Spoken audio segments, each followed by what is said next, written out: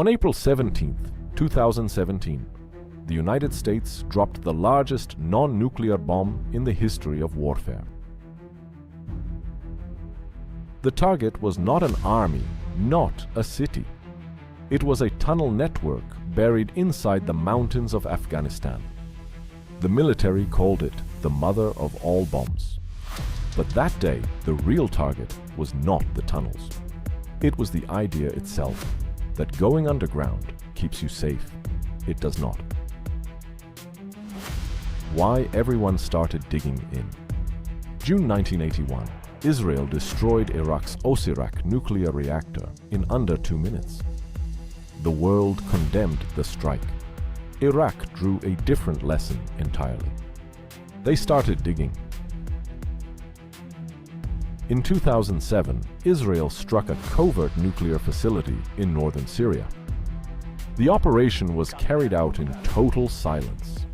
Syria did not officially acknowledge what happened until 2011.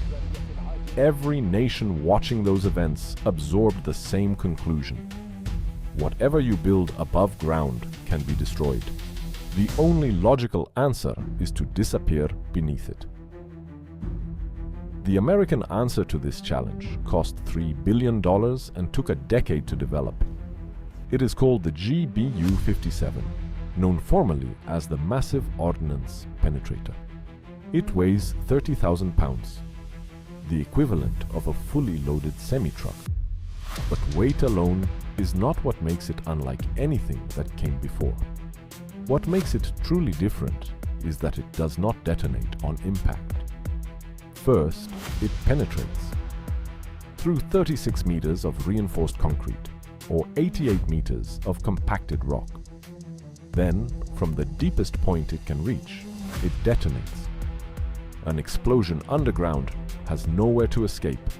The blast wave expands inward, striking every wall simultaneously.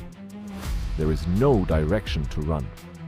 A bomb weighing 13 tons needs an aircraft capable of carrying it undetected across thousands of kilometers. There is exactly one aircraft in the world that can do that, the B-2 Spirit. Its radar cross-section is smaller than a bird. The airframe spans 52 meters wing to wing, yet it appears on radar roughly the size of a golf ball. It can take off from American soil, fly to a target on the other side of the world, release its payload, and return, all without registering on a single radar system. And crucially, the GBU-57 is not carried externally. It is loaded inside the aircraft's fuselage. This is not a weapons platform. This is a message with wings. Fordow, the target no one names. There is a uranium enrichment facility in Iran called Fordow, buried under a mountain near the city of Qom at an estimated depth of more than 80 meters. It was not built in that location by accident. The mountain was chosen specifically because it makes the facility nearly impossible to reach from the air. It was built to endure. In 2023, U.S. Secretary of Defense Lloyd Austin appeared before Congress and was asked a direct question. Can the United States destroy Iran's hardened underground nuclear facilities? He answered with one word: yes. No elaboration, no technical detail. Because anyone in that room who understood what the GBU-57 was capable of already knew exactly what that single word implied. It implied that Fordow is no longer untouchable. In October 2024, Israel conducted strikes on targets inside Iranian territory. The targets were not cities. They were not economic infrastructure. They were Iran's air defense systems. Ask yourself why. Because air defense is the door. Remove the door, and everything behind it becomes reachable in a way it never was before. The message that day was not in the scale of the explosions. It was in the specific choice of what to hit. We know where everything is, and we can come back. That is the most dangerous sentence in modern warfare. Look at the pattern that has repeated across the decades. 1981, Osirak is destroyed. Iraq digs. 2007, Syria is struck. The world digs deeper. 2010, Stuxnet destroys Iranian centrifuges without a single physical weapon. 2017, the mother of all bombs falls. The tunnels partially survive.